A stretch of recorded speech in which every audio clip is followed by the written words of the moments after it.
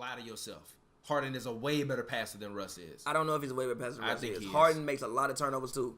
He does, but Harden is a way better passer than Russ. I'm not sure about that. I think for a shooting guard, Harden is a very exceptional passer.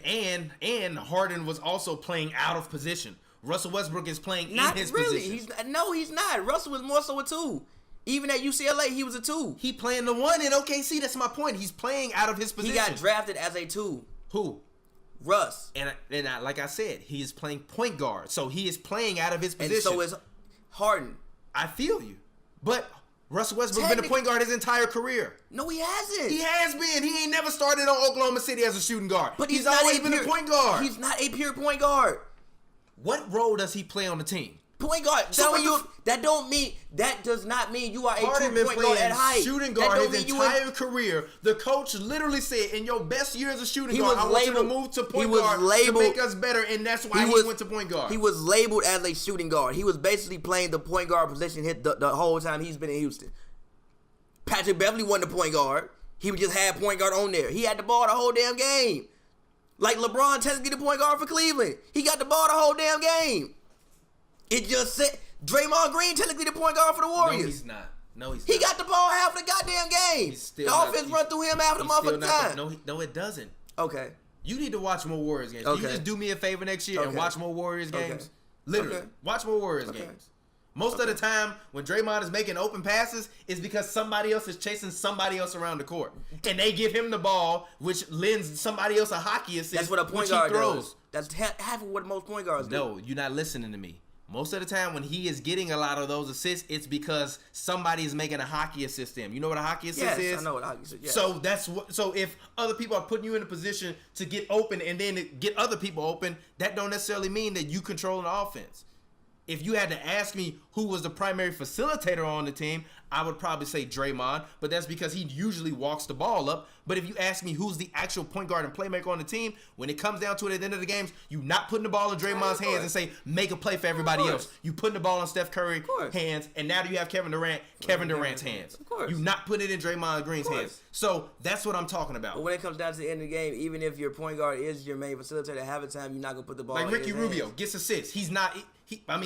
He makes plays for other people, but he's not really the guy that you gonna look to get to the ball at the end of the game to make plays for everybody else. He's not.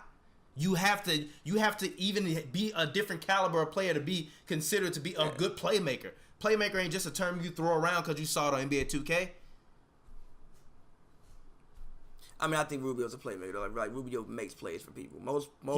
Rubio makes plays for people. It's just that the fact that he can't shoot if the clock is running down, I want the ball in my best player's hands, and Rubio just doesn't happen to be the best player. More so when the clock is running down, you want the ball in your best player's hands. Like, that's really what it is.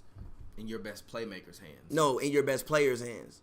Playmaker's hands. Player's hands. Because if that's the case, Kyrie Irving wouldn't have got that jump shot to beat the Golden State Warriors in Game 7. You put the ball... Yes, it would have. No, it wouldn't. Yes, he would have. Why? Because he's the best scorer on the team. Playmaker. He's not the best playmaker on the team.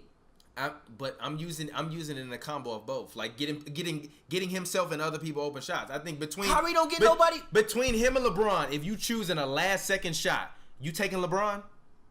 Hell Depending no. on the situation, yeah, because LeBron can get to the rim. Side out of bounds. Shot. Side. Wait. Side out of bounds. Wait. A game-winning shot, or we talking about I got a whole possession, or you got to turn and shoot? A game-winning shot, or you got a whole possession. Who you looking to get you that bucket? You not looking at LeBron. You not. You looking at Kyrie, and you the same one who said that LeBron was not a scorer. So don't talk. Not. Exactly. He's not. Exactly. He's not. But the fact that he's 6'9" and 240, I might get a ball to LeBron. But I'm gonna probably say Kyrie. I'll say Kyrie. Exactly. I'll say Kyrie because I think Kyrie's the best scorer. Because I think he can Kyrie was the score best on his scorer own as well as make plays for other people. I don't know. I don't think Kyrie's gonna make a play for someone else in that situation. He's just such a lethal scorer that I trust him with the ball because he can rock anyone and get any shot off. He's a better offensive. But you also the same person that argue that Kyrie Irving got way better as a passer and a playmaker this year. He has way more to go. But yes, he did get better. But he also did not have the ball in his hands the majority of the time. Look, I think Kyrie will be fine on his own. I think in Boston he'll raise to an even whole nother level. Kyrie is cold. I think he'll raise to an even further level. I just still don't know if everything goes correctly. If IT can come back healthy, D Rose can come back, he's cool. Kevin Love can stay healthy all year. Crowder can be healthy all year, if all your pieces can be intact, I still don't know if you're better than Cleveland with the people that you lost. And you also gave up the pick, which the pick thing is very interesting because if the pick can become a high pick and I'm LeBron and we had a good year, maybe I don't leave now. No, you already know he wants to go. But maybe you don't leave. Why do you stay? Because you're in the Eastern Conference. If you have a chance to draft another young superstar, Bradley or Porter, maybe I don't leave. This might sound really fucking bad, but if I'm LeBron, I would rather lose early in the playoff round than continue to make the NBA Finals and continue to rack up losses. I feel that. So if I'm him, like I understand your sentiment, but I'm getting the fuck out of here. I feel you. I'm getting out of here. Going because even if I go to the West and I lose to the Spurs or the Rockets or whatever in the second round, or I lose to the Warriors in the Western Conference Finals, that's not counting on my resume in terms of my rings. His resume is legitimately tarnished by all those finals records. I don't know if it's tarnished. It is. Because if he was 5-3 instead of 3-5, you would be talking about he the greatest player of all time. You still was trying to argue with me that he might be the greatest player of all time. Because Jordan never lost. Jordan never went to a game 7. There are still people who argue that LeBron James is better even now. As a basketball player, that's an argument. But if you're talking about legacy, no.